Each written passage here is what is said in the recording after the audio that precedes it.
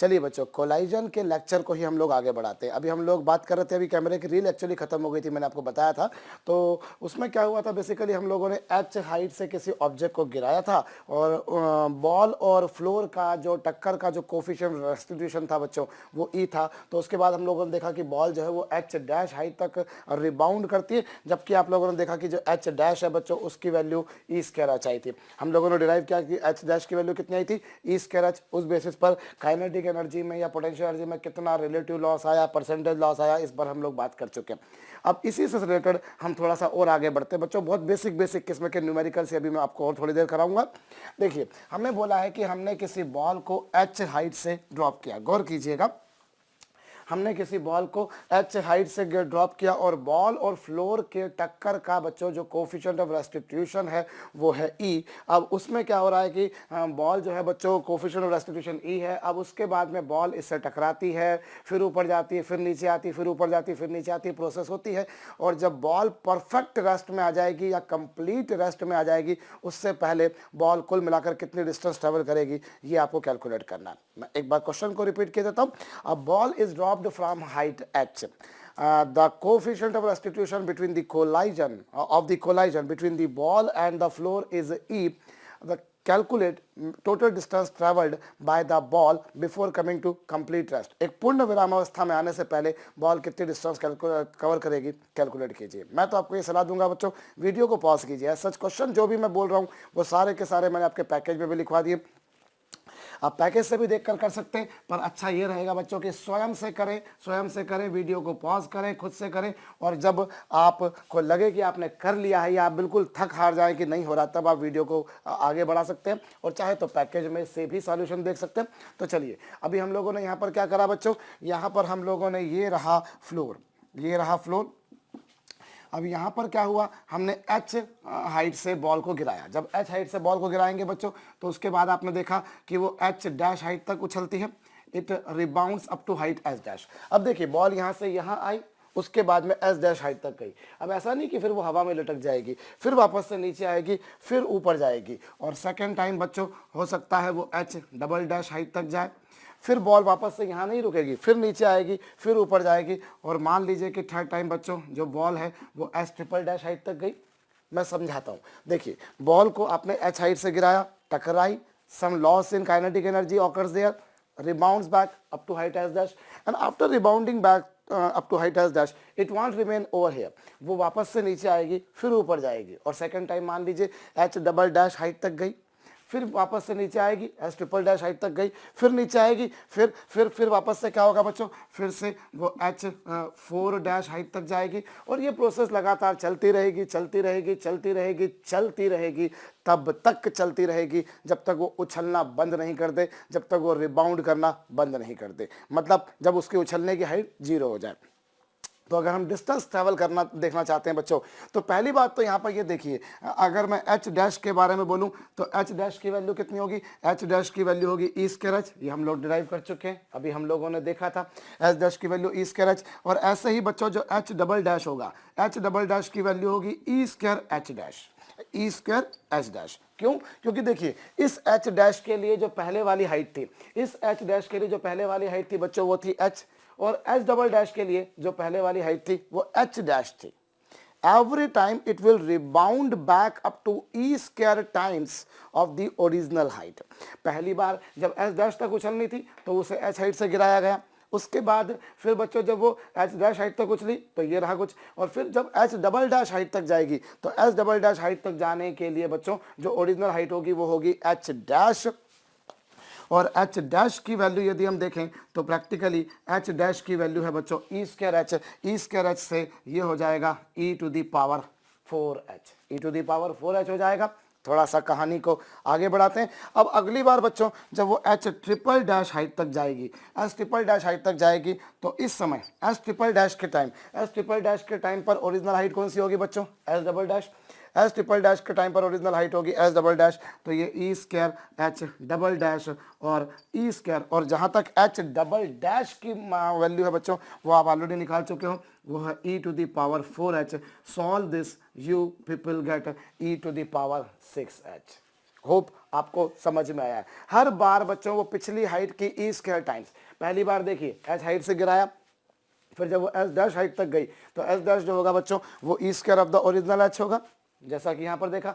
फिर जब वो वापस से नीचे टकराएगी, ऊपर जाएगी बच्चों, तो वो एच डबल डैश हाइट तक जाएगी। एच डबल डैश हाइट तक कैसे? E square into h double dash. भाई एच डबल डैश के टाइम पर ओरिजिनल हाइट थी एच डैश, और एच डैश की वैल्यू आप लोग ऑलरेडी निकाल चुके हैं, ई स्क्वायर एच। सॉल्व करा, कुछ ये आ गया। फिर बच्चों उसके बाद में आती है एच ट्रिपल डैश की वैल्यू, और एच ट्रिपल डैश के समय जो ओरिजिनल हाइट है बच्चों वो एच डबल डैश है, तो H triple dash will be E square times of H double dash, और एच डबल डैश की वैल्यू इतनी, सॉल्व करेंगे कुछ इतना आ जाएगा। होप सब कुछ क्लियर समझ में आ रहा होगा। अब उसके बाद में बच्चों एच फोर डैश के बारे में बात करें तो वो होगा e square h triple dash. अब देखिए एच फोर डैश के टाइम पर जो हाइट होगी वो क्या होगी? E square times of the previous height, और प्रीवियस हाइट कितनी है? एच ट्रिपल डैश, और एच ट्रिपल डैश की वैल्यू हम लोग निकाल चुके। एच ट्रिपल डैश की वैल्यू है बच्चों e to the power 6h। Solve this, you will get e to the power 6h। तो ये आपके पास में बच्चों यहाँ पर अगली हाइट आ गई। तो इस तरीके से हमारे पास में होगा। ये कौन सी हाइट होगी वो हम समझ सकते हैं। पहले कोलाइजन के बाद, ये पहले कोलाइजन के बाद की डिस्टेंस है भाई, यहाँ पर से आई पहले कोलिजन के बाद ये वाली हाइट, फिर सेकंड कोलिजन के बाद, थर्ड कोलिजन के बाद, फोर्थ कोलिजन के बाद, इस तरीके से। अब आपको कैलकुलेट करनी है टोटल डिस्टेंस। टोटल डिस्टेंस कितनी ट्रैवल करेगी बच्चों? टोटल डिस्टेंस कितनी ट्रैवल करेगी हमें ये कैलकुलेट करना है। तो चलिए हम लोग इसकी गणना कर लेते हैं। इसकी गणना करना चाहते हैं बच्चों तो हम लिखते हैं, चलिए साहब, total distance travelled. Total distance travel बड़ा सरल सा क्वेश्चन है, कोई ज़्यादा कुछ खास नहीं है, बस थोड़ा सा क्वेश्चन को इलस्ट्रेट प्रॉपर तरीके से करना पड़ेगा एग्जैक्टली कि हो क्या रहा है। अभी टोटल डिस्टेंस अगर ट्रैवल मुझे कैलकुलेट करनी है बच्चों, तो मैं क्या देखता हूँ, पहली बार कितनी हाइट आई। पहली बार देखिए जब बॉल को आपने यहाँ से ड्रॉप किया, when you dropped ball from here, तो उसने कितनी डिस्टेंस ट्रैवल करी? उसने ट्रैवल करी बच्चों एच हाइट, एच डिस्टेंस। भाई जब बॉल यहाँ से यहाँ गिरी तो उसने एच चला, उसके बाद में बच्चों एच डैश वो ऊपर गई और एच डैश ही वो नीचे आई। गौर कीजिएगा, first time you release ball from here, it travels distance h, and thereafter it goes up to height s dash and comes back again to the same point. So इस बार जो हो जाएगा बच्चों वो हो जाएगा 2s dash। समझ में आया होगा मेरे ख्याल से। वो एस डैश हाइट तक ऊपर गई और एस डैश तक नीचे आई, एस डैश ऊपर एस डैश नीचे, तो वो हो जाएगा बच्चों ट्वाइस एस डैश। फिर उसके बाद में वो एस डबल डैश ऊपर जाएगी और एच डबल डैश ही नीचे आएगी, तो एस डबल डैश ऊपर एस डबल डैश नीचे, तो ये हो जाएगा बच्चों ट्वाइस एच डबल डैश। ये एस डबल डैश ऊपर एस डबल डैश नीचे, तो ट्वाइस एस डबल डैश। और उसके बाद में बच्चों फिर वो एस ट्रिपल डैश ऊपर जाएगी और एस ट्रिपल डैश नीचे आएगी, तो ये लीजिए twice H triple dash. H triple dash ऊपर गई और एस ट्रिपल डैश ही बच्चों वो नीचे भी आई है। एस ट्रिपल डैश ऊपर गई और एस ट्रिपल डैश ही नीचे गई, तो ये कुछ आया।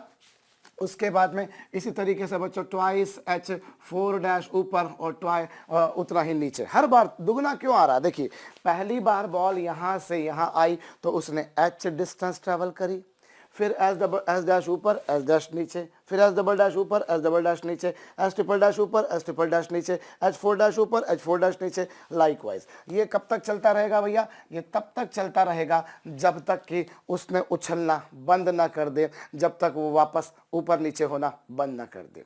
और वो कब होगा बच्चों? इनफाइनाइट बात, क्योंकि हर बार पिछली बार की ई स्क्वायर टाइम्स, हर बार पिछली बार की ई स्क्वायर टाइम्स है। और बच्चों हम बॉल को मानकर चलेंगे कि बॉल एक बिल्कुल पॉइंट है, एक बिल्कुल बिंदु है। तो पहली बार उछली, फिर कम हाइट तक गई, फिर और कम हाइट तक गई, फिर और कम हाइट तक, फिर और कम, फिर और कम, फिर और कम, फिर और कम, फिर और कम। और एक समय ऐसा आएगा जब वो उछलना बंद कर देगी, तब वो शांत होकर बैठ जाएगी कि भैया अब बस, अब नहीं मुझसे सहा जाता। तो वो तब तक की मुझे डिस्टेंस कैलकुलेट करनी है। तो टोटल डिस्टेंस ये आएगी बच्चों। देखिए अब ये h है और h डैश की वैल्यू अगर देखी जाए तो s डैश की वैल्यू है e square h, h double dash की वैल्यू है बच्चों e to the power 4h, s triple dash की वैल्यू है e to the power 6h, s four dash की वैल्यू है e to the power 8h, and likewise we can say about the rest of the collision. इस तरीके की कुछ हमारे सामने कहानी आ जाएगी बच्चों। तो ये हमारे पास में टोटल डिस्टेंस आएगी। अब यहाँ पर देखिए, अब यहाँ पर h डिस्टेंस पहली बार चली। अब जो आपको जो बाकी के जो आपको एक्सप्रेशन लिखे हुए दिखाई दे रहे हैं, बाकी के जो टर्म आपको लिखे हुए दिखाई दे रहे हैं, इनमें से बच्चों हमने क्या कर दिया, हम इनमें से 2e स्क्वायर h कॉमन निकाल सकते हैं। इनमें से हम 2e स्क्वायर h कॉमन निकाल सकते हैं। ये देखिए ये 2 है, ये e स्क्वायर h कॉमन निकाल दिया भाई, ये 2 है, ये e स्क्वायर h हमने कॉमन निकाल दिया। तो बचेगा कितना बच्चों, ये बचेगा 1 plus e square plus e to the power 4 plus e to the power 6, और ये ले लीजिए साहब, कुछ ऐसा हो जाएगा। देखिए मैं फिर समझा रहा हूँ, h ऐसा का ऐसा, और 2e स्क्वायर h मैंने कॉमन निकाल दिया। अब बचेगा 1 प्लस यहाँ पर e स्क्वायर प्लस e की पावर 4 प्लस e की power 6 up to infinity. And my dear students, अगर आप समझ रहे हो तो ये आपको क्लियर कट एक जीपी नजर आ रही होगी, geometric progression. This is a geometric progression. ये एक geometric progression, actually medical students को शायद थोड़ा थोड़ा लग रहा होगा ये नई चीज कौन सी आ गई। तो बच्चों मैं आपको याद दिलाऊं, आप लोगों ने जूनियर क्लास में एरिथमेटिक प्रोग्रेशन पढ़ी है, वैसे ही ये ज्योमेट्रिक प्रोग्रेशन है। एक ज्योमेट्रिक प्रोग्रेशन की फॉर्म कैसी होती है ये मैं जरूर बता देता हूं। देखिए जरा ध्यान दे लीजिएगा, अभी हम टोटल डिस्टेंस कैलकुलेट कर रहे हैं एक्चुअली। कि देखिए a plus a are square plus a r cube, this is a progression बच्चों which is known as geometric progression. इसे बोलते हैं हिंदी में गुणोत्तर श्रेणी। क्या होती है गुणोत्तर श्रेणी? जब आप हर बार किसी नंबर का मल्टीप्लाई कर रहे हैं। एरिथमेटिक प्रोग्रेशन में आप हमेशा किसी नंबर को जोड़ा करते हैं। एरिथमेटिक प्रोग्रेशन में बच्चों आप हमेशा किसी नंबर को जोड़ा करते हैं, या तो आपको कॉमन डिफरेंस चला करते थे वहां पर डी, ए प्लस डी, ए प्लस 2d, ए प्लस 3d। कुछ धुंधला धुंधला अस्पष्ट सा नजर आ रहा होगा।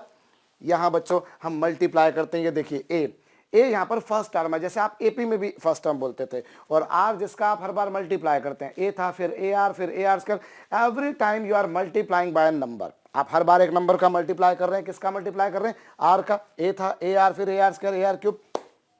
इस तरीके से बच्चों हम बार बार किसी नंबर का मल्टीप्लाई करते जा रहे हैं। और ए जो है बच्चों यहाँ पर, इसे हम बोला करते हैं फर्स्ट टर्म, जैसे आप एपी में बोला करते थे, बिल्कुल वैसे ही बच्चों यहाँ पर इसे हम बोला करते हैं फर्स्ट टर्म। और जहाँ तक आर का सवाल है बच्चों, इस आर को हम नाम दिया करते हैं common ratio.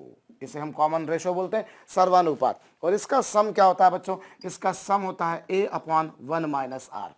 a upon 1 minus R. A stand for first term, 1 तो 1 है, आपके मेरे सबके घर पे उसको 1 ही पुकारेंगे। और r जो है बच्चों वो यहाँ पर है कॉमन रेशो। r क्या है यहाँ पर? कॉमन रेशो, मतलब जिसका मल्टीप्लाई कर रहे हैं। तो उसी बेसिस पर जरा देखिए h तो अलग है, ये 2e स्क्वायर h अलग है बच्चों। अब देखिए this is a GP. Why it is a GP? Because in every time you people are can see that you people are multiplying by e square. आप हर बार e स्क्वायर से multiply कर रहे हैं। 1 में e स्क्वायर का multiply करा e स्क्वायर, फिर e स्क्वायर का मल्टीप्लाई करा e टू द पावर 4, फिर e स्क्वायर का मल्टीप्लाई करा e टू द पावर 6, फिर e स्क्वायर का मल्टीप्लाई करा e टू द पावर 8। सो यहाँ पर यदि देखा जाए बच्चों तो फर्स्ट टर्म का काम कर रहा है 1। सबसे पहले नंबर पर जो लिखा है वो है 1, और ये फिर 1, और फिर r जिसका हम मल्टीप्लाई करते हैं। And as you can see from this particular equation that हम किसका मल्टीप्लाई कर रहे हैं बच्चों? हम यहाँ पर मल्टीप्लाई कर रहे हैं e स्क्वायर का।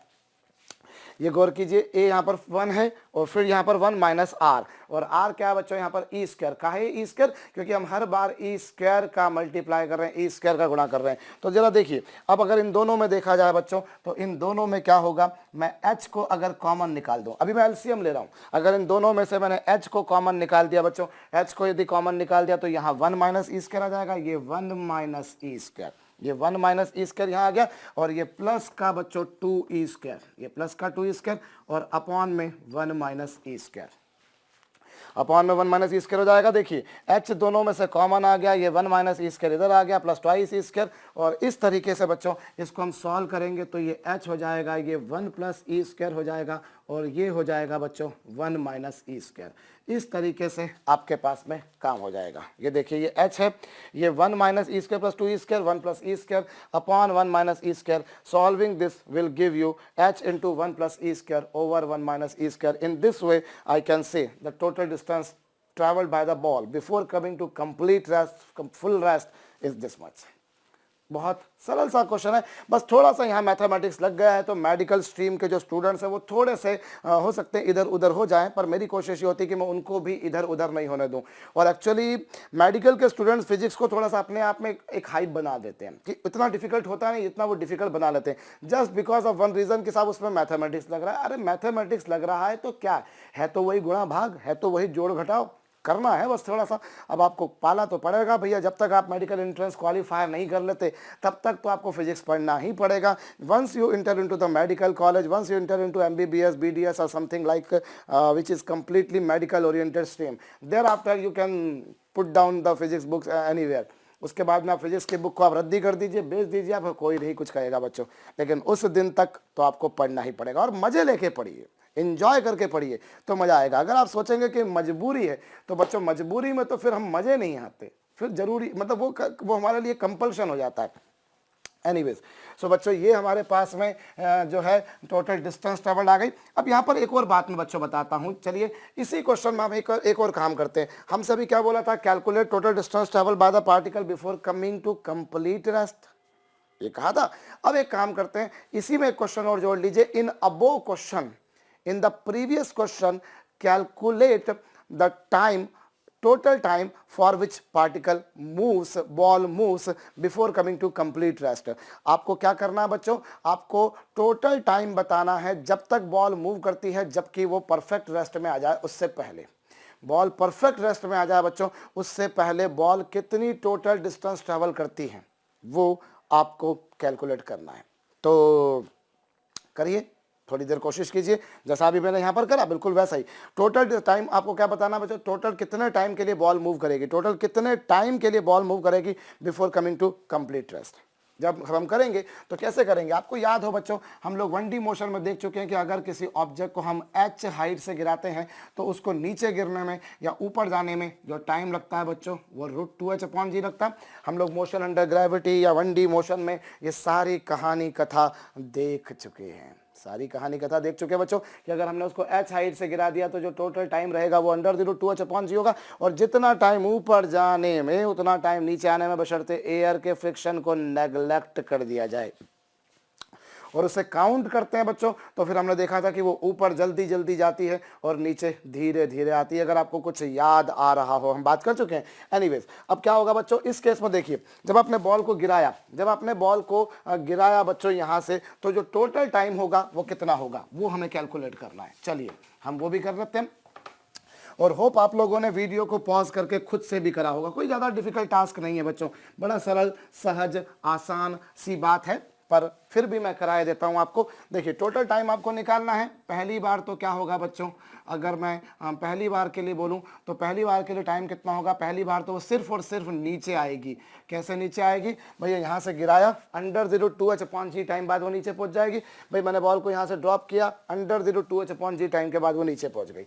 अगली बार क्या होगा बच्चों, अगली बार अगर देखा जाए तो वो h' ऊपर जाएगी और s' नीचे भी आएगी, इसलिए ट्वाइस हो जाएगा, इसलिए ट्वाइस हो जाएगा। क्यों, क्योंकि देखिए पहली बार h' हाइट तक गिरी, फिर उसके बाद में h हाइट तक गिरी, फिर उसके बाद में s' हाइट तक ऊपर जाएगी, s' हाइट तक नीचे आएगी, तो ट्वाइस टाइम हो जाएगा। सेकंड टाइम बच्चों ये ट्वाइस ऑफ दिस, और ये 2h/g, और फिर 2h/g,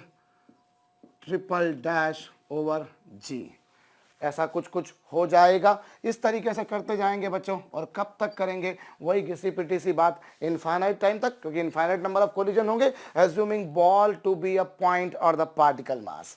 अभी क्या होगा बच्चों, ये तो √2h/g जो है वो तो मैंने ऐसा का ऐसा रखा, ये ट्वाइस, और ये h' जो है बच्चों इससे हम लिख सकते हैं E²h, इसे हम क्या लिख सकते हैं E²h। ये थोड़ी देर पहले हम लोगों ने अभी प्रूव किया था। उसके बाद में बच्चों फिर ये हो जाता है ट्वाइस ऑफ e⁻⁴h/g, फिर उसके बाद में बच्चों ट्वाइस ऑफ ये कितना हो जाएगा, ट्वाइस e⁻⁶h/g,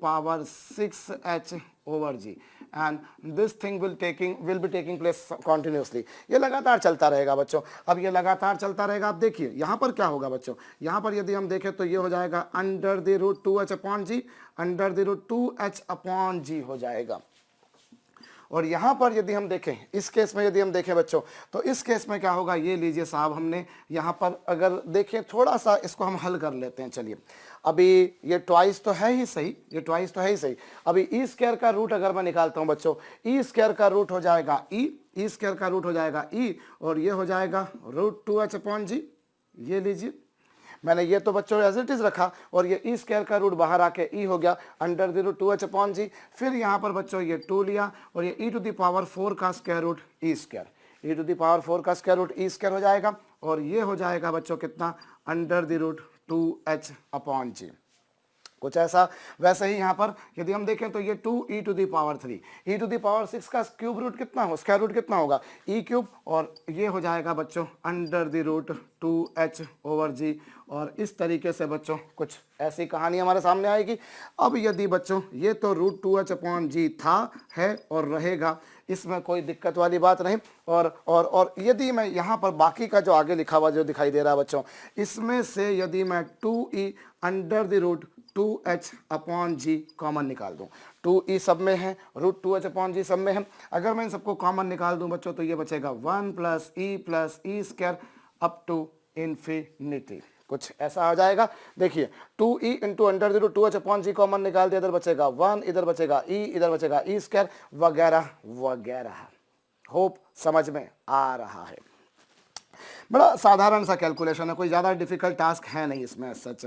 और ये √2h/g और ये 2e√2h/g। और यहाँ पर यदि हम देखें बच्चों, again you people can see this is an infinite GP. ये एक इनफाइनाइट जीपी है। इनफाइनाइट जीपी क्यों नाम दिया बच्चों, क्योंकि there are infinite number of terms. And why it is a GP, because you can see that every time we are multiplying by E in the previous term to get the next term. आप देखिए, आपने यहाँ पर क्या करा बच्चों, यदि मैंने 1 था, इसमें ई का मल्टीप्लाई करा, फिर ई का मल्टीप्लाई करा, फिर ई का मल्टीप्लाई करा, फिर ई का मल्टीप्लाई करा, हर बार मैं ई का मल्टीप्लाई करते जा रहा हूँ, तो ये आ जाएगा 1/1 - e। ये 1 था बच्चों, और ये 1/1 - e हो जाएगा। अभी एलसीएम लेने का है ना मेरे को बाबा, एलसीएम लेने का है। √2h/g इधर भी है बाबा, √2h/g इधर भी है, तो √2h/g को कॉमन निकाल लो ना, काहे टाइम खोटी करो। ये लो साहब, टाइम वेस्ट नहीं करने का अपने को। तो बच्चों 1 - e को यहाँ मल्टीप्लाई कर दो, ये 1 - e + 2e/1 - e।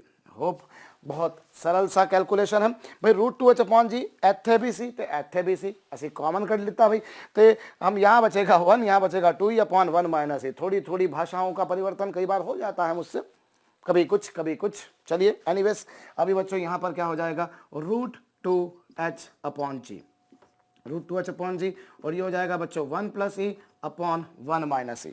यहाँ पर देखिए 1 - e + 2e, 1 - e + 2e जो होगा बच्चों वो 1 + e हो जाएगा, और ये हो जाएगा 1 - e। तो एक सरल सा कैलकुलेशन था, थोड़ा सा किसी किसी के लिए टाइम कंज्यूमिंग हो सकता है। और एक्चुअली मैं तो देखिए बच्चों एक एक स्टेप लिखना पसंद करता हूँ, क्योंकि कई सारे लोग ऐसे होते हैं जो अक्लमंद होते हैं, और कुछ लोग ऐसे होते हैं जिनकी अक्लमंद होती है, तो दोनों को साथ में लेके चलना पड़ेगा ना। तो कोशिश ये करते हैं कि जिनकी अक्लमंद है उनको अक्लमंद बनाने की कोशिश करें, उससे फ़ायदा ये होगा कि हाँ क्लियर हो जाएगा, सबके भेजे में खोपड़ी में बेहतरीन तरीके से घुस जाएगा। तो चलिए साहब, इस तरीके से आपके पास में क्या आ गया, इस तरीके से बच्चों आपके पास में आ गया, टाइम भी आ गया।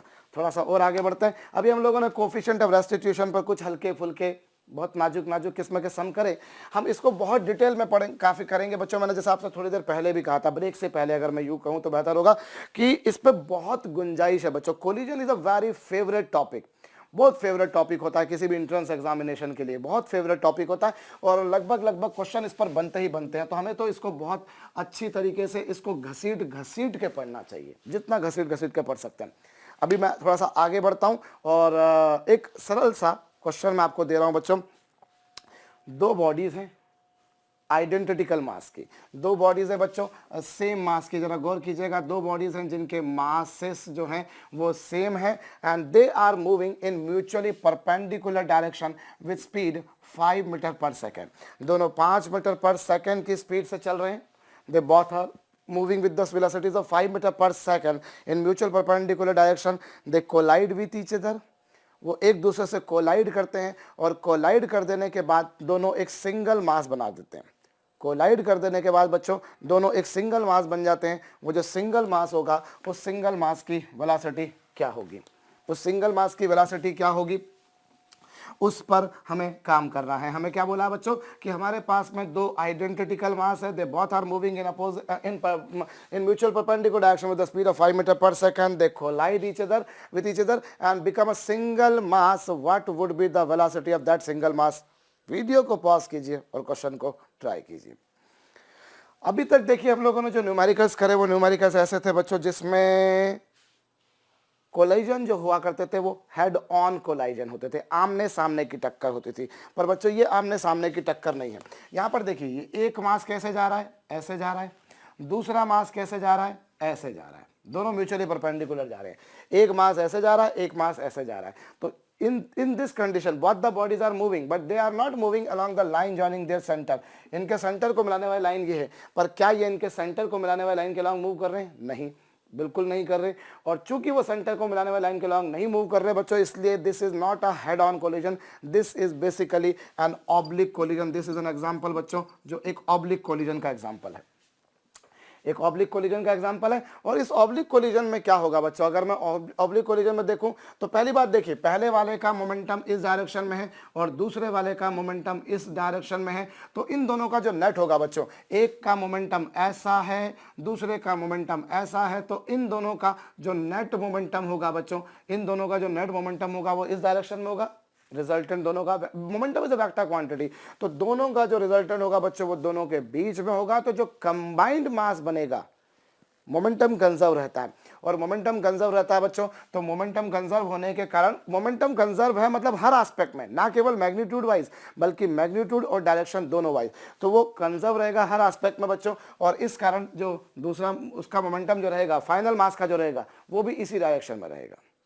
जस्ट बिफोर द कोलिजन पहले वाले का मोमेंटम ऐसा था, दूसरे वाले का मोमेंटम ऐसा था, और दोनों का नेट मोमेंटम कहाँ था बच्चों, दोनों का नेट मोमेंटम बीच में था। तो जस्ट आफ्टर द कोलिजन भी दोनों का नेट मोमेंटम जो कंबाइंड मास बनेगा उसका मोमेंटम भी ऐसा ही रहेगा। काहे रहेगा, उसके पीछे सिंपल सी रीजन ये बच्चों की मोमेंटम वेक्टर है, और वेक्टर में अगर केवल ऐसा नहीं है कि केवल मैग्नीट्यूड कांस्टेंट है, मैग्नीट्यूड भी कांस्टेंट रहेगा और डायरेक्शन भी कांस्टेंट रहेगी। तो उसी आधार पर हम लोग कैसे काम करेंगे बच्चों, हम लोगों ने इस तरह के क्वेश्चन, आपको याद हो हम लोगों ने इस तरह के क्वेश्चन बच्चों ब्लास्टिंग ऑफ बॉम्ब में भी करे थे। Law of conservation of linear momentum, Newton's third law, if you remember, उसमें हमने देखा था कि कोई बॉम्ब एक्सप्लोड होता है, वो 2 पीसेस में ब्रेक होता है, वो 3 पीसेस में ब्रेक होता है, हमने करे थे, बिल्कुल वैसा ही है बच्चों। तो अब एक्चुअली क्या है, जरा गौर कीजिए, एक मास जो है, पहला जो मास है बच्चों वो इधर जा रहा है, इधर जा रहा है, और दूसरा जो मास है बच्चों वो इधर जा रहा है, पहला मास इधर, दूसरा मास इधर। तो इन दोनों का जो नेट मोमेंटम होगा, पहले वाले मास का मोमेंटम ऐसा, दूसरे वाले मास का मोमेंटम ऐसा। तो अब बच्चों जो कंबाइंड मास बनेगा, सपोज कीजिए पहला मास m है, दूसरा मास m है, अब जो कंबाइंड मास बनेगा वो कितना बनेगा, नेचुरली कंबाइंड मास जो बनेगा बच्चों वो 2m बनेगा। एंड लेट अस अज्यूम कि 2m जो है बच्चों वो इस डायरेक्शन में जा रहा है। क्यों जाएगा इस डायरेक्शन में, मेरे ख्याल से मैं आपको समझा चुका हूं और आप भी मेरे ख्याल से समझ चुके होंगे। देखिए पहले वाले का मोमेंटम ऐसा है, दूसरे वाले का मोमेंटम ऐसा है, दोनों का नेट उनके बीच में होगा। तो जो कंबाइंड मास बना, जो संयुक्त द्रव्यमान बना, उसका भी मोमेंटम इसी डायरेक्शन में होगा, इसी डायरेक्शन में होगा। तो चलिए मान लिया मैंने साहब 2m मास जो है वो इस डायरेक्शन में जा रहा है, और मैंने मान लिया कि उस 2m मास की इसकी जो डायरेक्शन है वो थीटा मान ली, तो ये एंगल थीटा मान लेता हूं। अगर ये एंगल थीटा मान लेता हूं बच्चों तो ये v cos थीटा हो जाएगा, और ये जो होगा बच्चों वो v sin थीटा होगा। ये कितना होगा, v cos थीटा, और ये मैंने v sin थीटा मान लिया। अब देखिए मोमेंटम कंजर्वेशन लगा रहे हैं आप, initial momentum is equals to final momentum and momentum is a vector quantity। तो हम x एक्सिस की डायरेक्शन में इनिशियल और x एक्सिस की डायरेक्शन में फाइनल, इन दोनों को इक्वेट कर देते हैं। x एक्सिस की डायरेक्शन में इनिशियल और x एक्सिस की डायरेक्शन में फाइनल। अभी देखिए x एक्सिस की डायरेक्शन में देखें तो पहले वाले का m into 5, क्योंकि पहला वाला मास m और वेलोसिटी 5 है, m into 5, और दूसरा वाला मास कितना, दूसरा वाला मास भी m, और उसकी वेलोसिटी कितनी बच्चों, उसकी वेलोसिटी 0। देखिए पहला मास m है, मूविंग विथ वेलोसिटी 5 लिख दिया, दूसरा मास m moving with velocity y axis के अलॉन्ग जा रहा है। दूसरा जो मास है बच्चों वो चूंकि y के अलॉन्ग जा रहा है इसलिए उसकी x के अलॉन्ग वेलोसिटी 0 होगी। हम लोग देख चुके हैं कि x के अलॉन्ग क्या हो रहा है, उससे y को कोई फर्क नहीं पड़ता, और y के अलॉन्ग क्या हो रही है भैया, उससे x एक्सिस को कोई फर्क नहीं पड़ता। तो भैया ऐसा है कि पहले वाले का मोमेंटम m इंटू 5 होएगा ना, दूसरे वाले का मोमेंटम m इंटू 0 होएगा नहीं, और बाद में दोनों मास कंबाइन हो गए भैया तो m प्लस m मास हो जाएगा। और वेलोसिटी जो आएगी बच्चों वो आ जाएगी v cos theta.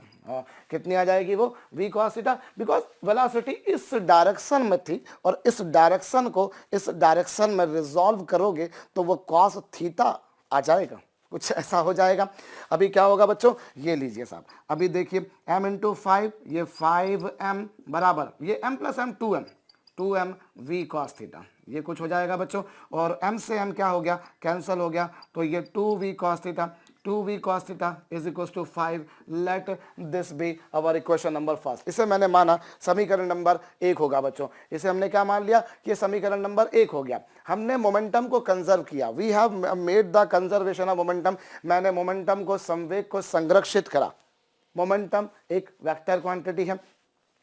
What is the initial momentum is the final momentum। अब बच्चों मोमेंटम एक वेक्टर क्वांटिटी है। यहाँ पर एक्चुअली क्या हो रहा है, अभी तक जो काम कर रहे थे बच्चों उसमें एक्सिस के अलॉन्ग मुझे काम नहीं करना पड़ रहा था क्योंकि वो आमने सामने आ रहे थे, आमने सामने की टक्कर थी।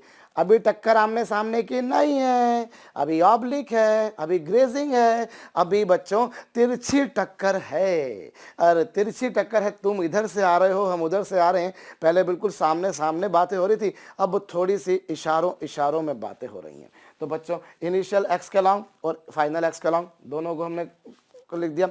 अब पहला वाला मास m x के लॉन्ग जा रहा था इसलिए m इंटू 5, लेकिन दूसरा वाला बच्चों y के लॉन्ग जा रहा था इसलिए x के लॉन्ग होगा 0, और बाद में कंबाइंड मास ऐसा हो जाएगा इंटू v cos थीटा। इसको सॉल्व करेंगे तो ये इक्वेशन नंबर फर्स्ट हो जाएगी।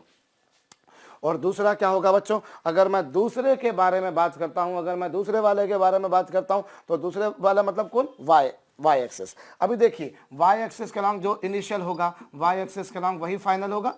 What is the momentum just before the collision along y-axis is the momentum just after the collision obviously along y-axis। अभी देखिए पहला वाला मास m, पहला वाला मास m चूंकि x के लॉन्ग जा रहा है इसलिए उसकी y के लॉन्ग वेलोसिटी कितनी होगी, 0 होगी।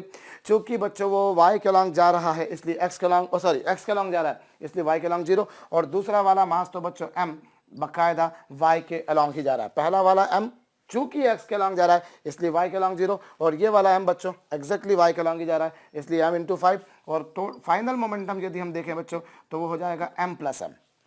फाइनल मोमेंटम क्या हो जाएगा, फाइनल मोमेंटम हो जाएगा m plus m। Final momentum हो जाएगा बच्चों m प्लस m। और ये वेलोसिटी क्या आएगी बच्चों, ये वेलोसिटी आ जाएगी v साइन थीटा। भाई आपने v वेलोसिटी थी इसको y के लॉन्ग रिजॉल्व किया तो वो v साइन थीटा हो जाएगा। अभी यहाँ पर देखिए अभी ये हो जाएगा बच्चों 5m is equal to 2m into v sine theta. 5m is equal to 2m v sine theta. अभी m से m क्या हो गया बच्चों, m से m कैंसिल हो गया, और इस आधार पर v sine theta is equal to कितना आ जाएगा बच्चों, 2v sine theta. 2v sine theta equal to 5, और ये हमारे पास में इक्वेशन नंबर सेकेंड हो गई। कुछ इस तरह से हो गया। जब भी कभी बच्चों ऑब्लिक कोलिजन हो रहा है, जब भी कभी ऑब्लिक कोलिजन हो रहा है, जब भी कभी तिरछी टक्कर हो रही है, हमेशा आपको यही घिसा पिटा सा काम करना है कि एक्स के लॉन्ग और वाई के लॉन्ग अलग अलग रिजॉल्व कर लीजिए। और मैंने आपको 2 डायमेंशन मोशन, द्विविमीय गति, प्रोजेक्टाइल मोशन के टाइम पर बताया था कि जब भी प्लेनर मोशन हो रहा है, 2 डायमेंशनल मोशन हो रहा है, मोस्ट कन्वीनियंट मेथड ये है कि we just resolve the motion along two mutual perpendicular direction, और उससे काम कीजिए, आप हमेशा सुखी रहेंगे, हमेशा संतुष्ट रहेंगे कि हाँ साहब कोई वांदा नहीं, कोई दिक्कत नहीं। So that you will have to take always. बच्चों आपने एक्स का लॉन्ग अलग काम कर लिया, वाई का लॉन्ग अलग काम कर लिया, आपने बच्चों एक्स का लॉन्ग अलग काम कर लिया, वाई का लॉन्ग अलग काम कर लिया, ये एक्स का लॉन्ग करा इक्वेशन नंबर 1, वाई का लॉन्ग काम करा अलग काम करा, ये इक्वेशन नंबर 2 होगी बच्चों। अब कैसे काम करेंगे, चलिए साहब, अब हमको वेलोसिटी पूछी थी ना, तो हमें काम करते हैं इक्वेशन फर्स्ट और इक्वेशन सेकंड, इन दोनों का स्क्वायर करते हैं। समीकरण 1 का भी वर्क करता हूं, समीकरण 2 का भी वर्क करता हूं, और दोनों समीकरणों के वर्गों को करने के बाद में दोनों का योग कर देते हैं। दोनों का योग करेंगे बच्चों तो ये देखिए ये कितना आएगा 2v cos थीटा, इसका स्क्वायर, और ये बच्चों 2v sin थीटा और इसका स्क्वायर। ये 2v cos थीटा का स्क्वायर, 2v sin थीटा का स्क्वायर, और इज इक्वल टू क्या हो जाएगा बच्चों, इज इक्वल टू हो जाएगा 5 स्क्वायर प्लस 5 स्क्वायर। भाई ये 2v cos थीटा का स्क्वायर, 2v sin थीटा का square is equal to 5 square plus 5 square. अभी क्या हो रहा है बच्चों, जरा यहाँ पर हम गौर करें। अभी देखिए 2v का स्क्वायर मतलब 4v स्क्वायर, 2v का स्क्वायर मतलब 4v स्क्वायर, और इधर भी 2v का स्क्वायर मतलब 4v स्क्वायर। गौर कीजिएगा, ये 2v का स्क्वायर 4v स्क्वायर, 2v का स्क्वायर 4v स्क्वायर, और यहाँ पर बच्चों आ जाएगा आपके पास में cos square theta plus sine square theta, और 25 प्लस 25 यानी कितना बच्चों 50। भाई देखिए 2v स्क्वायर मतलब 4v स्क्वायर, 2v स्क्वायर मतलब 4v स्क्वायर, ये कॉस का थीटा बचेगा, ये साइन का थीटा, और इज इक्वल टू आ जाएगा बच्चों 50। अभी देखिए ये क्या होगा बच्चों 4v स्क्वायर और cos square theta plus sine square theta, cos square theta plus sine square theta कितना होना है भाई 1 होना है, ये 1 हो जाएगा इज इक्वल टू 50। अब इसको आप देखें तो ये 2v square is equal to 25, भाई 50 का रूट हो जाएगा 4 कैंसिल हो जाएगा 2 टाइम्स, और 50 कैंसिल हो जाएगा 25 टाइम्स, और इस तरीके से बच्चों v आप निकालेंगे तो v आपको मिलेगा 5/√2 मीटर पर सेकेंड। v कितना आ जाएगा, v आ जाएगा आपके पास में 5/√2 मीटर पर सेकेंड। इस तरीके से आपके पास में बच्चों वेलोसिटी आ जाएगी। कितनी वेलोसिटी से जो कंबाइंड मास था वो जाएगा। बहुत सरल होते हैं क्वेश्चन, मैं आपको समझा रहा हूं इसलिए समय लग रहा है, क्योंकि मुझे समझना नहीं है, मुझे आपको समझाना है। आपको लग सकता है कि यार यह क्वेश्चन लंबा है, क्वेश्चन बिल्कुल लंबा नहीं है बच्चों, बहुत जल्दी जल्दी हो जाता है। सिर्फ और सिर्फ हमें काम केवल कितना सा करना है बच्चों, हमें काम सिर्फ इतना सा करना है कि हमें अगर ऑब्लिक कोलिजन है तो हमें क्या करना होगा बच्चों, ऑब्लिक कोलिजन के समय हमें सिंपल सा काम ये करना होगा कि हमें जो सिस्टम है उसको x के अलॉन्ग अलग और y के अलॉन्ग अलग काम करना होगा। सिस्टम को x के अलॉन्ग और y के अलॉन्ग, दोनों के अलॉन्ग अलग अलग काम करना होगा, और उसके बाद में फिर हमारा काम हो जाएगा। तो not a very big task, not a very difficult task, can be solve very easily. जैसे आपने पहले x के अलॉन्ग करा, x के अलॉन्ग फाइनल, फिर अब देखिए पहला वाला मास x के अलॉन्ग जा रहा था m×5, दूसरा मास y के अलॉन्ग जा रहा था, चूंकि वो y के अलॉन्ग जा रहा है इसलिए x के अलॉन्ग उसकी वेलोसिटी 0। बाद में कंबाइंड मास हो गया, और जो कंबाइंड मास बना बच्चों उसकी वेलोसिटी v मान ली तो वो v cos थीटा होगा। इसे इक्वेशन नंबर 1 नाम दे देंगे। और सेकंड टाइम आपने y के लॉन्ग काम किया, पहला वाला चूंकि x के लॉन्ग गया था इसलिए y के लॉन्ग वेलोसिटी 0, दूसरा वाला तो बकायदा y के लॉन्ग ही गया था, m plus m v sine theta. इसको सॉल्व करेंगे बच्चों, फर्स्ट इक्वेशन सेकंड इक्वेशन दोनों का स्क्वायर करेंगे, ऐड करेंगे, आंसर आ जाएगा। इस तरीके से बच्चों हमारे पास में वेलोसिटी आ जाएगी 5/√2 मीटर पर सेकंड। और अगर कोई हमसे ये भी पूछता है कि साहब डायरेक्शन क्या होगी, तो मैं डायरेक्शन भी बता देता हूँ। चलिए, अगर हमसे कोई पूछता है कि कितने एंगल पे जाएगा, तो कितने एंगल पे जाएगा, तो जरा देखिए कितने एंगल पे जाएगा। अगर आपको वो निकालना है कि ये जो डायरेक्शन होगी इसकी एग्जैक्टली वो क्या होगी, तो डायरेक्शन कैसे निकालेंगे बच्चों, आप एक काम कीजिए, जो इक्वेशन सेकंड है उसे फर्स्ट इक्वेशन से डिवाइड कर दीजिए। ये जो सेकंड इक्वेशन आई थी ये रही सेकंड इक्वेशन, और ये कौन सी इक्वेशन है, फर्स्ट। सेकंड को फर्स्ट से डिवाइड कर दीजिए, ये 2v sine theta upon 2v cos theta. ये देखिए बच्चों, ये 2v साइन थीटा है, ये 2v कॉस थीटा है, और राइट हैंड साइड पर यदि देखा जाए बच्चों तो ये 5/5 है। एक बार फिर से समझा देता हूँ, ये 2v sine theta equals to 5, ये 2v cos theta equals to 5, दोनों का रेशियो ले लेंगे बच्चों, 2v से 2v, 5 से 5 कैंसल, और ये आएगा बच्चों tan थीटा। tan थीटा की वैल्यू कितनी आ जाएगी, tan थीटा की वैल्यू आएगी बच्चों 1, और अगर tan थीटा की वैल्यू 1 आ गई तो उससे थीटा बराबर हो जाएगा बच्चों 45 डिग्री। मतलब tan थीटा 1 कब होता है, 45 डिग्री पर। मतलब वो जो कंबाइंड मास होगा बच्चों, वो कंबाइंड मास होगा बच्चों, वो एक्स एक्सिस के साथ में 45 डिग्री के एंगल पे फुर्र हो जाएगा। वो जो होगा बच्चों वो 45 डिग्री के एंगल पर आगे जाएगा। ये मेरे ख्याल से आपको समझ में आ चुका होगा। तो हमने डायरेक्शन भी निकाल दी और वेलोसिटी भी निकाल दिया। सच क्वेश्चन में हमको वेलोसिटी पूछी थी, पर हमने डायरेक्शन निकाल दी। चलिए कोई बात नहीं, कभी कभी कुछ चीज़ें कॉम्प्लीमेंट्री कर लेना चाहिए। कई बार तो ऐसा होता है ना कि हमसे क्वेश्चन में 4 चीज़ें पूछी होती हैं और हम 2 चीज़ें निकालते हैं। कभी ऐसा भी कर दें कि एक चीज़ पूछी हम 2 निकाल देते हैं, सामने वाला भी खुश कह रहे यार भैया नॉलेज है, यार भैया बहुत बहुत बहुत इंटेलिजेंट आदमी है भैया। चलिए साहब, ये हुआ। अब मैं आपको इसी क्वेश्चन को करने का बच्चों एक शॉर्टकट फार्मूला दे रहा हूं जो आपके बहुत ज़्यादा काम आएगा। एक्चुअली जब भी कभी इस तरह का क्वेश्चन दे रखा हो कि एक m1 मास है जो कि u1 वेलोसिटी से चल रहा है, और एक m2 मास है जो कि u2 वेलोसिटी से चल रहा है, और दोनों म्यूचुअली परपेंडिकुलर हैं। दोनों के बीच में भी एंगल कितना बच्चों, एग्जैक्टली 90 डिग्री। तो जो कंबाइंड मास होगा बच्चों, उसका मैं डायरेक्ट फार्मूला बता रहा हूं आपको, जो है उसका डायरेक्ट फार्मूला बता देता हूं आपको। आप डायरेक्ट उस तरीके से कर पाएंगे कि जो कंबाइंड मास होगा भैया, उसकी जो वेलोसिटी होगी वो होगी under the root of m1 u1 का स्क्वायर प्लस m2 u2 का square upon upon upon upon upon m1 plus m2। ये एक डायरेक्ट फार्मूला है, ये एक डायरेक्ट फार्मूला। आपको ध्यान हो, ऐसा ही कुछ फार्मूला मैंने आपको एक्सप्लोजन ऑफ बॉम्ब के टाइम पर भी बताया था। अगर कुछ धुंधला धुंधला सा आपको नजर आ रहा हो तो हमने ऐसा ही फार्मूला वहां पर भी पढ़ा था बच्चों। यहाँ पर दो शर्तें हैं बस केवल, कि ये जो दोनों बॉडीज जो आपस में टकरा रही हैं, they should be moving along two mutual perpendicular direction, वो दोनों परस्पर लंबवत दिशाओं में चल रही हो। और दूसरी बात, जुड़ने के बाद they have made a combined mass, जुड़ने के बाद वो एक कंबाइंड मास बन गया हो। It has to become a combined mass. अगर वो कंबाइंड मास बनेगा तभी ये वाला फार्मूला लगेगा।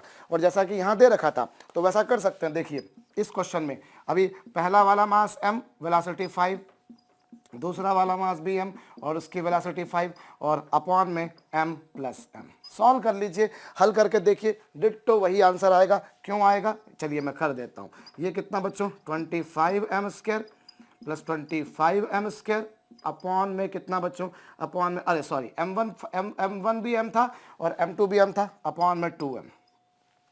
और इसको यदि मैं सॉल्व करूंगा तो क्या होगा बच्चों, उस केस में यहाँ पर थोड़ी सी शायद एक मिस्टेक हो रही है। कैसी मिस्टेक हो रही है, मिस्टेक ऐसी हो रही है बच्चों कि ये जो मैंने m1 प्लस m2 जो रूट में लिख दिया है वो मुझे रूट में नहीं लिखना चाहिए।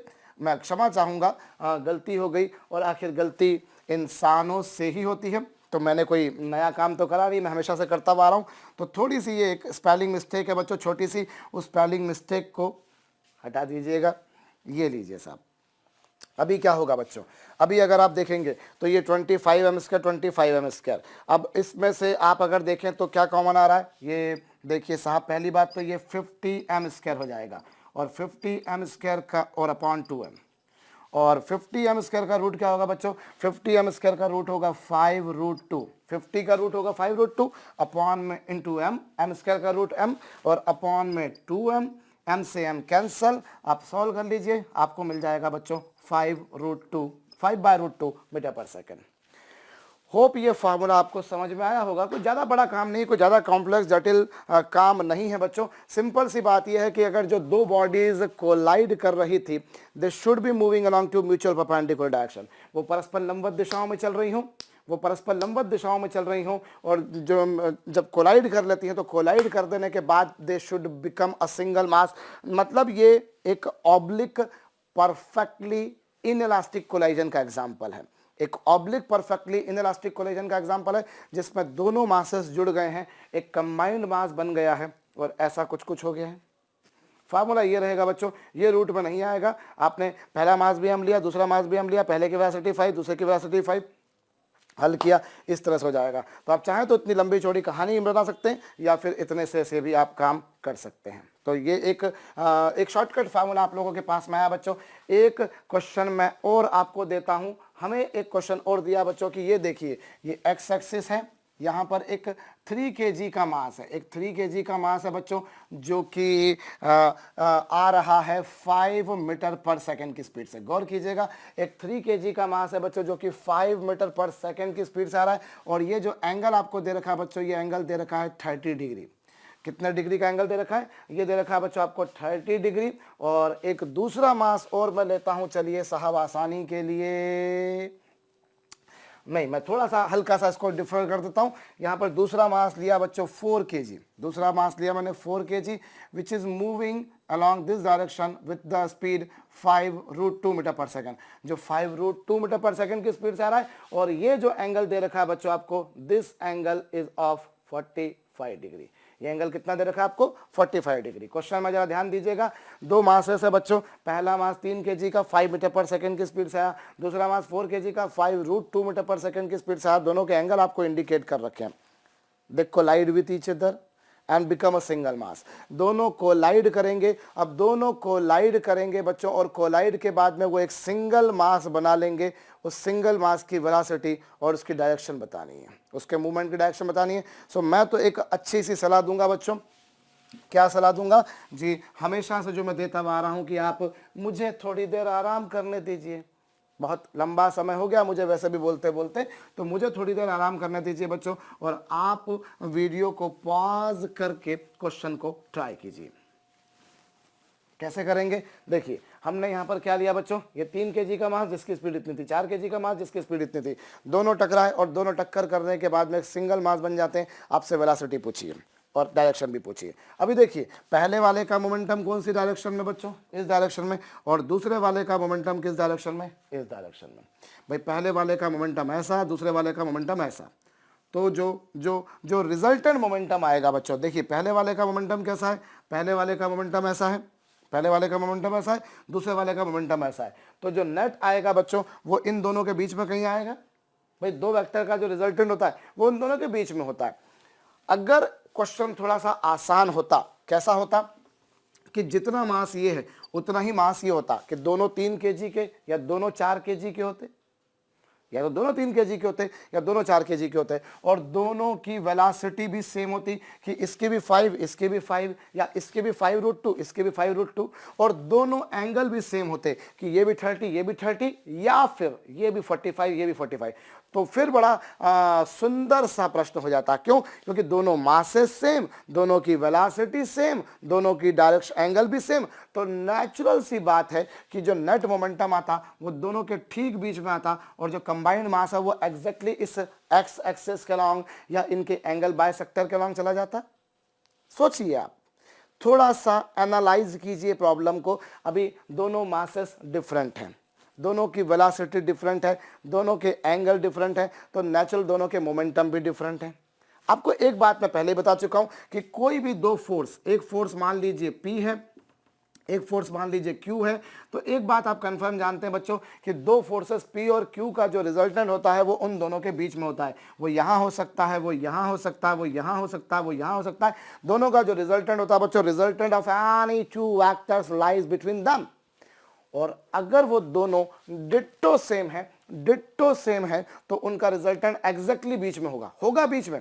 लेकिन अगर दोनों की वैल्यू, जितनी वैल्यू इसकी उतनी वैल्यू इसकी, तो रिजल्टेंट ठीक बीच में से जाएगा, बिल्कुल बीच में से जाएगा। ये हम जानते हैं, हम लोग रिजोल्यूशन ऑफ वेक्टर्स के टाइम पर triangle law, polygon law, parallelogram law of vectors पढ़ चुके हैं, तो मैंने कोई नई बात तो आपको बताई नहीं है, तो वहां हम लोग ये बात देख चुके हैं बच्चों। तो फिर वहां तो ये दोनों बातें सेम हो जाती है, वहां ये दोनों बातें बिल्कुल बिल्कुल बिल्कुल सेम हो जाती है बच्चों। पर ऐसा हुआ क्या? अभी दोनों के मोमेंटम सेम नहीं है। अगर दोनों मासेस सेम होते, दोनों की वेलोसिटी सेम होती, दोनों के एंगल सेम होते, तो दोनों का जो नेट मोमेंटम होता वो बिल्कुल बीच में से निकलता। अभी देखिए पहले वाले का मोमेंटम ऐसा है, भाई दो वेक्टर्स का रिजल्टेंट निकालने के लिए दोनों के एरो बाहर निकलते हुए दिखना चाहिए, हम लोग देख चुके हैं। तो पहले का मोमेंटम ऐसा, दूसरे का मोमेंटम ऐसा, तो जो रिजल्टेंट होगा बच्चों वो दोनों के बीच में होगा। मुझे नहीं मालूम कि वो कहाँ होगा, क्या एग्जैक्टली अलॉन्ग होगा, क्या ऊपर की तरफ होगा, क्या नीचे की तरफ होगा, ये आप मैं प्रेडिक्ट नहीं कर सकते। हालांकि कर सकते हैं, कोई बड़ा काम नहीं होगा, प्रेडिक्शन भी लगा सकते हैं। और मैंने आपको बताया था कि दो वेक्टर का रिजल्टेंट हमेशा दोनों के बीच में होता है, दोनों बिल्कुल बराबर हैं तो दोनों के ठीक बीच में होता है। अदरवाइज दोनों में से जो ज्यादा होता है ना उसकी तरफ होता है, दोनों में से जो ज्यादा वैल्यू होगी उसकी तरफ होगी डायरेक्शन। अभी दोनों में से ज्यादा कौन है, आप जरा गौर कीजिए। एक कौन सा, 3 × 5, 3 × 5 15, और ये 4 × 5√2 20√2। आप देखिए ये 3 × 5 है 15 है, और ये 20√2 है। ऑब्वियसली ये वाला कम है, ये वाला ज्यादा, ये वाला ज्यादा है, मतलब नेट P2 वाला ज्यादा है, तो जो नेट मोमेंटम होगा बच्चों वो P2 की ज्यादा क्लोज होगा, वो P2 के ज्यादा क्लोज होगा। ये हम लोग थोड़ा सा समझ सकते हैं। मैं एक बार फिर बता रहा हूं, दो वेक्टर का रिजल्टेंट दो वेक्टर के बीच में होगा, दोनों के बीच में होगा। अब वो अगर दोनों बिल्कुल बराबर हैं तो दोनों के ठीक बीच में होगा, अदरवाइज दोनों में से जो ज्यादा होता है ना बच्चों हमेशा उसकी तरफ होता है। अभी यहां पर देखिए इसका मोमेंटम है 3 × 5 मास इनटू वेलोसिटी, इसका मोमेंटम है दिस। सो ऑब्वियसली आप देख सकते हैं डायग्राम से वेरी मच सर्टेनली क्लियर कि P2 की वैल्यू ज्यादा है, P1 की वैल्यू कम है, तो दोनों का जो नेट होगा बच्चों it will be more closer towards P1।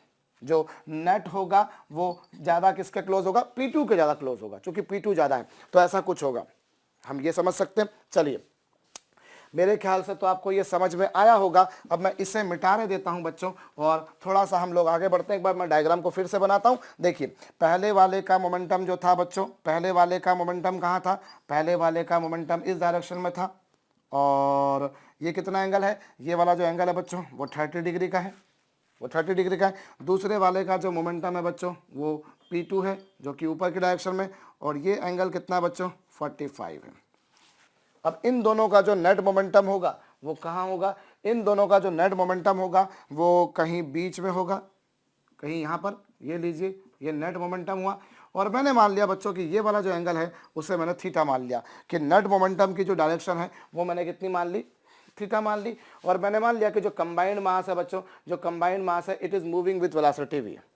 संयुक्त द्रव्यमान मैंने माना कि वेग v से जा रहा है। अब हम क्या करेंगे, अब हम बच्चों रिजॉल्व करेंगे। मैंने आपको क्या बोला, जब भी ऑब्लिक हो रहा है, जब भी प्लेनर मोशन हो रहा है, जब भी टू डायमेंशनल मोशन हो रहा है, घिसी पिटी एक ही बात, एक्स एक्सिस वाई एक्सिस दोनों की डायरेक्शन में अलग अलग काम करो। अभी एक्स एक्सिस के अलॉन्ग इनिशियल और एक्स एक्सिस के अलॉन्ग फाइनल, एक्स एक्सिस के अलॉन्ग इनिशियल और एक्स एक्सिस के अलॉन्ग फाइनल। चलिए साहब, अभी क्या होगा बच्चों, ये P1 की वैल्यू कितनी है 3 × 5 और इसकी वैल्यू कितनी है, इसकी वैल्यू है बच्चों 4 × 5√2।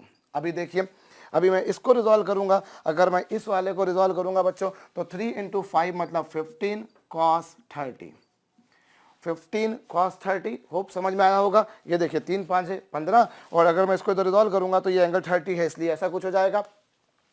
और प्लस बच्चों अब ये 20√2, ये 20√2 और इससे रिजॉल्व करोगे एक्स के लॉन्ग तो ये 45 डिग्री का एंगल हो जाएगा। यहाँ पर यदि मैंने इसको रिजॉल्व करा तो ये 15 cos 30 और इधर रिजॉल्व किया तो ये 20√2 cos 45। और नेट मोमेंटम जो होगा बच्चों, जो नेट मोमेंटम होगा वो यहाँ कहीं है। अब नेट मोमेंटम में नेट मास कितना बच्चों, नेट मास हो जाएगा 3 + 4, यानी इतना नेट मास हो जाएगा बच्चों 3 + 4। नेट मास जो है मैंने उसकी वेलोसिटी v मानी और उसका एंगल बच्चों ये वाला जो हमने सपोज किया है वो थीटा है। तो अब इस v को अगर मैं इधर रिजॉल्व करूंगा तो वो v cos थीटा आएगा। पहले वाले का मोमेंटम 15 था, 15 को इधर रिजॉल्व किया 15 cos 30, दूसरे वाले को इधर रिजॉल्व किया 20√2 cos 45 इज इक्वल्स टू कितना बच्चों, इज इक्वल्स टू हो जाएगा 3 + 4, टोटल मास 7 हो गया because it has become a single mass. Question में मैंने आपसे कहा था कि वो एक सिंगल मास बन जाता है, मैंने फाइनल जो मास बन गया उसकी वजह से टीवी मान लिया, एंगल थीटा मान लिया, तो कुछ ऐसा हो जाएगा। अभी देखिए ये 15 और cos 30 की वैल्यू बच्चों √3/2, cos 30 की वैल्यू √3/2 होती है, आपको पता होगा, नहीं पता हो तो बहुत गलत बात है। और cos 45 की वैल्यू 1/√2, ये 7v cos थीटा, ये 7v cos थीटा आ गया। अभी कुछ कैंसिल हो रहा है, देखिए √2 से √2 जरूर कैंसिल हो रहा है बच्चों, √2 से √2 जरूर कैंसिल हो रहा है और उस बेसिस पर आपके पास में आ गया 7v cos theta. 7v cos theta is equal to कितना बच्चों 15√3, या 15 को भी चलिए 2 से डिवाइड कर देता हूँ। 15 को अगर मैं 2 से डिवाइड कर दूंगा तो ये आ जाएगा 7.5√3, 7.5√3 प्लस 20 का 20 हो गया और इज इक्वल्स टू बच्चों ये इसको मैंने क्या मान लिया, इसको मैंने इक्वेशन नंबर फर्स्ट मान लिया भाई। 2 से 15 7.5 टाइम्स गया इंटू √3 + 20, समीकरण नंबर 1 हो गया। अभी मैं y के अलॉन्ग इनिशियल और y के along final momentum, what is the initial momentum before collision along y axis, that is the momentum along y axis after the collision। अब ये देखिए y के along इनिशियल कितना है बच्चों, y के along अगर मैं इनिशियल रिजॉल्व करूं तो ये देखिए ये जो 15 है, ये 15 बच्चों चूंकि नीचे की तरफ है इसलिए -15, क्योंकि वो डाउनवर्ड डायरेक्शन में, इसको अगर मैं रिजॉल्व करूंगा तो ये नीचे की तरफ आएगा। और एंगल कितना हो जाएगा, अभी x कंपोनेंट cos था तो y कंपोनेंट sin हो गया, ये हो गया बच्चों sin 30। मैंने काहे माइनस करा, मैंने माइनस इसलिए करा बच्चों बिकॉज इसका अगर मैं एक्स कंपोनेंट निकालूंगा तो वो इधर आएगा और इसका वाई कंपोनेंट जो आना भाई वो थल्ले आना आएगा, नीचे आना है, ये लीजिए साहब। और इसको जब मैं ऊपर रिजॉल्व करूंगा बच्चों तो ये 20√2 और साइन 45, ये देखिए आपने इसको रिजॉल्व किया नीचे आया और इसको रिजॉल्व किया बच्चों ऊपर गया, ये कुछ ऐसा हो जाएगा। और अगर मैं final momentum along y axis निकालूं तो ये देखिए ये जो टोटल मास हो चुका है बच्चों वो 3 + 4 हो चुका है, वो 3 + 4v sin theta, 3 + 4v sin theta हो जाएगा क्योंकि टोटल मास हो चुका है 7 और वेलोसिटी v थी, एंगल थीटा था, उसको y के लॉन्ग रिजॉल्व करेंगे तो वो v sin थीटा हो जाएगा। सो ये बच्चों हमारे पास में इक्वेशन नंबर सेकंड हो जाएगी। ये equation number first -15 sin 30 plus 20√2 sine 45 is equal to, क्यों, देखिए इसको जब मैं रिजॉल्व करूंगा तो ये नीचे आएगा और इसको रिजॉल्व करूंगा तो वो ऊपर जाएगा और इज इक्वल टू बच्चों 3 + 4v साइन थीटा हो जाएगा।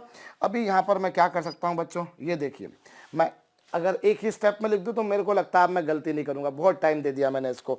-15 और साइन 30 की वैल्यू कितनी, 1/2, साइन 30 की वैल्यू 1/2 होगी, तो 1/2 से ये हो जाएगा -7.5 और साइन 45 की वैल्यू बच्चों 1/√2, साइन 45 की वैल्यू 1/√2 होगी, 1/√2 से √2 हो जाएंगे, रूट जाएंगे दोनों, ये √2 कैंसिल हो जाएंगे और ये बचेगा बच्चों 20 is equal to 7v sine theta. और इससे हम बच्चों इक्वेशन नंबर सेकंड नाम चलिए दे ही देते हैं, लगे हाथों यहाँ पर, इससे मैंने इक्वेशन नंबर सेकंड नाम दे दिया, वो इक्वेशन नंबर फर्स्ट थी। अभी equation number first, equation number second, दोनों का स्क्वायर कर दीजिए। जब दोनों का स्क्वायर कर देंगे, दोनों को ऐड कर देंगे तो क्या होगा बच्चों, 7v cos थीटा का स्क्वायर, 7v cos थीटा का square plus 7v sine theta का स्क्वायर इज इक्वल टू कितना होगा बच्चों, देखिए 7v cos थीटा का स्क्वायर, 7v साइन थीटा का स्क्वायर और राइट हैंड साइड पर यदि देखा जाए बच्चों तो वो होगा 7.5√3 प्लस 20 का स्क्वायर प्लस 20 में से 7.5 जाएंगे और 20 में से 7.5 जाएंगे बच्चों तो वो 12.5 आ जाएगा और उसका भी स्क्वायर हो जाएगा, कुछ ऐसा हो जाएगा। अभी 7v का स्क्वायर बच्चों 49v स्क्वायर, 7 का स्क्वायर 49, v का स्क्वायर v स्क्वायर, फिर यहाँ पर भी वैसे ही होगा 7 का स्क्वायर 49, v का स्क्वायर v स्क्वायर और cos square theta plus sine square theta. और आपने सुना होगा बचपन में कि cos square plus sine square 1 होता है, भाई बचपन में ही सुना होगा ना, पहले सुन लिया था, पहले आप आज से तो छोटे ही थे तो बचपन ही हो गया वो। तो बच्चों ये क्या हो जाएगा, ये हो जाएगा 49v स्क्वायर और cos square theta plus sine square theta हो जाएगा 1। अब राइट हैंड साइड पर जो भी आपके पास में आ रहा है बच्चों वो है स्क्वायर रूट लीजिए, v आ जाएगा, इस तरह से v आ गया और इक्वेशन सेकंड को इक्वेशन फर्स्ट से डिवाइड कर दीजिए तो वो 7v कैंसिल हो जाएगा, आपके पास में tan थीटा आ जाएगा, tan थीटा आ जाएगा बच्चों 12.5 अपॉन 7.5√3 प्लस 20, ये है। इसको चाहो तो और थोड़ा बहुत हल्का फुल्का कैंसिल कर लो, चलो 2.5 से कैंसिल करते हैं तो 2.5 से ये 5 टाइम्स कैंसिल होगा, ये 2.5 से 3 टाइम्स कैंसिल होगा और ये 2.5 से 8 टाइम्स कैंसिल होगा। ये 2.5 से कितने टाइम्स गया, 5 टाइम्स, ये 3 टाइम्स, ये 8 टाइम्स। तो अब यदि मैं इसका इन्वर्स लूँ, ये tan थीटा आया है तो अगर मैं यहाँ पर इसका इन्वर्स दूंगा बच्चों तो थीटा बराबर कितना आ जाएगा, थीटा बराबर आ जाएगा tan इनवर्स, थीटा बराबर आ जाएगा बच्चों tan इनवर्स 5/3√3 प्लस 8। सो ये आपके पास में बच्चों उसकी डायरेक्शन भी आ जाएगी और आपके पास में उसकी वेलोसिटी भी आ जाएगी। अब इसको हल करना होगा, इसका स्क्वायर करना होगा, थोड़ा सा कॉम्प्लेक्स काम जरूर है, थोड़ा सा टाइम कंज्यूमिंग है, थोड़ा सा इरिटेटिंग हो सकता है बट करना तो पड़ेगा भैया। तो अभी तक देखिए हम लोगों ने जो कोलिजन पे जो सम्स करे हैं बड़े सिंपल से क्वेश्चन करे, हमने कोई ज़्यादा कॉम्प्लेक्स किस्म के क्वेश्चन नहीं करे और वो तो वैसे भी एक जनरल ह्यूमन टेंडेंसी है हमारी कि अगर हमसे बन गया तो बहुत सिंपल है और नहीं बना तो बहुत डिफिकल्ट है, तो वो तो एक हमारी प्रैक्टिस में रहता है बच्चों। हम धीरे धीरे क्वेश्चंस का लेवल और बढ़ाएंगे, पहले इन तरह के क्वेश्चन को आप थोड़ी अच्छे से प्रैक्टिस कर लीजिए। जितने भी क्वेश्चन हम लोगों ने कोलिजन में देखे ब्रेक से पहले या ब्रेक के बाद, सारे क्वेश्चंस को एक बार इत्मीनान से हल कीजिए। ये मान के चलिए कि हाँ ये क्वेश्चन आपके पास में नहीं है, आप बिना देखे करिए और उसके बाद में नहीं बनता तो फिर एक बार सॉल्यूशन देखिए, दिमाग में अच्छी तरह से फंडे बिठाइए। सारे क्वेश्चन मैंने आपको जो बोले हैं, जो वीडियो में आपने देखे हैं, वो पैकेज में भी दे रखे हैं, आप उनको करिए। फिर उसके बाद में हम लोग बच्चों थोड़ा सा और आगे बढ़ेंगे, कोलिजन पे कुछ और अच्छे क्वेश्चंस करेंगे। और अभी तो हम लोग कोलिजन पे जो क्वेश्चन करेंगे वो करेंगे, बाद में हम लोग जब रोटेशनल मोशन वगैरह जब पढ़ लेंगे बच्चों तो फिर तो आनंद आएगा। फिर हम लोग इम्पल्स, मोमेंटम कंजर्वेशन, तमाम तरह के बढ़िया बढ़िया किस्म के क्वेश्चन देख पाएंगे।